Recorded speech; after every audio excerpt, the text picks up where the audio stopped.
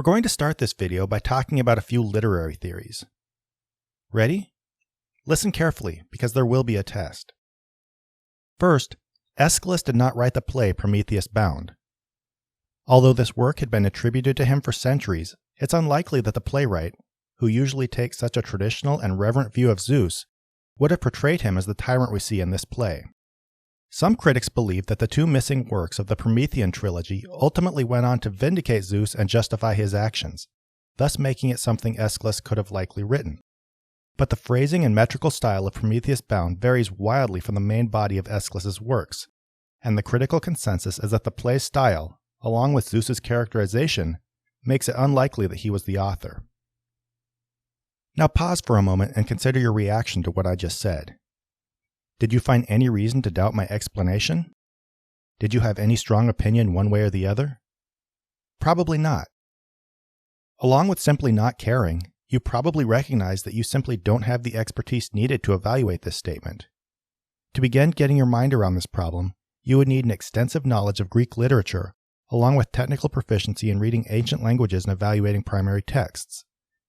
Even if my explanation rang true, someone else could probably make an opposing argument sound just as good, and there's a strong chance you would simply shrug it all off as a question for the experts to decide, at best tentatively finding one explanation slightly more convincing than the other. The idea of forming a quick, intuitive opinion on such a topic would never occur to you. So keeping in mind the intense level of specialized knowledge needed to evaluate such claims, let's try this again. The Epic of Gilgamesh is the oldest piece of Western literature. The Bible, having been composed after Gilgamesh and in the same region of the world, drew on the Sumerian epic for many of its stories. Most notable is the story of Noah's flood, which was almost certainly a revision of Utnapishtim's tale within Gilgamesh. In addition, the stories of Enkidu's loss of innocence at the hands of a woman and of Gilgamesh being foiled by a snake in his attempt to retrieve a plant that grants eternal life both helped inspire the tale of Adam and Eve in the Garden of Eden. In general, Genesis, with its conflicting chronologies, multiple portrayals of God's nature, and repeated introductions of various characters and storylines, almost certainly represents a clumsy cobbling together of different legends, many of which were derived from earlier Sumerian sources. Was your reaction to this more or less the same? Or did it elicit a somewhat different response? Consider these questions as we move on to another topic. 3.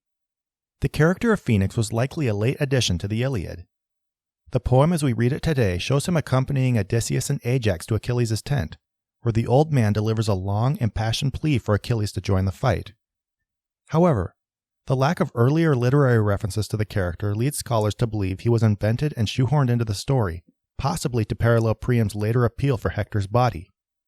In addition, the Greek verb tenses in this part of the story hint that 2 characters, not 3, had originally gone to visit Achilles.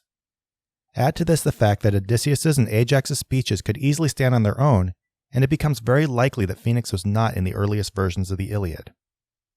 And finally, number 4. The Gospels were written by church leaders between 40 to 60 years after Jesus' death. They were based on oral traditions that had been circulated by early believers in the years following Jesus' death and had almost certainly developed into legend by the time they were put down on paper. Mark, the first Gospel, was a bare-bones account that was largely copied by the authors of Matthew and Luke, who fleshed it out with several details that had since been incorporated into Christian tradition, and decades later, the much different book of John was written by church leaders wishing to solidify several points of theology, including Jesus' divinity. The oldest books of the New Testament were Paul's letters, which were written 20 years after Jesus' death and recall almost nothing supernatural about him, meaning most tales of his miracles were probably not in wide circulation until decades later. Thus it appears Jesus was but one of many apocalyptic teachers of his time, propelled to mostly posthumous fame by a prominent educated follower and later by legends of miraculous deeds. Now let's stop and look back at all the narratives I presented to you. I'm guessing that if you're a Christian, you probably felt more or less okay with numbers 1 and 3, but that some objection rose up in you when I read numbers 2 and 4. Now I can understand the feeling behind this objection, but setting aside your gut reaction, I would ask why you felt you had any reason to object. If you didn't feel qualified to evaluate the scholarly consensus about works of ancient Greek literature, then why do you feel any more qualified to object to the scholarly consensus about Genesis or the Gospels? If you couldn't automatically weigh the arguments of one classical scholar against another, then why should you so quickly believe the claims of a pastor or apologist above everybody else, even if their claims didn't run against the majority of academic scholarship? The knowledge and technical skill involved in determining the authorship of a Greek play or the introduction of a character into the Iliad are no greater than the knowledge and technical skill needed to analyze questions related to the source of biblical texts. Yet I'm guessing that somehow you feel you have solid grounds to object when it comes to the Bible. So I would simply ask you why. Why, when you would never presume such unqualified expertise in any other area of critical scholarship, do you feel so ready to make conclusions about where the Bible came from? And I would suggest one simple answer. It's that you grew up being taught that the Bible is inspired and literally true, and that it's virtuous to keep believing so. Your confidence in the book is an illusion, and it's a confidence you would never apply to any other subject of similar complexity and academic difficulty. You're not alone. I can remember the first time that I, as a believer, learned that Gilgamesh was older than the Bible. My response, at 18 years old and with no real academic qualifications at the time, was to conclude that the stories in the Bible were true, but that Gilgamesh merely managed to record a corrupted version of them before the Bible was actually written down. But I had no reason to believe such a thing. I was just making whatever quick, comfortable assumption would put doubts about my faith to rest.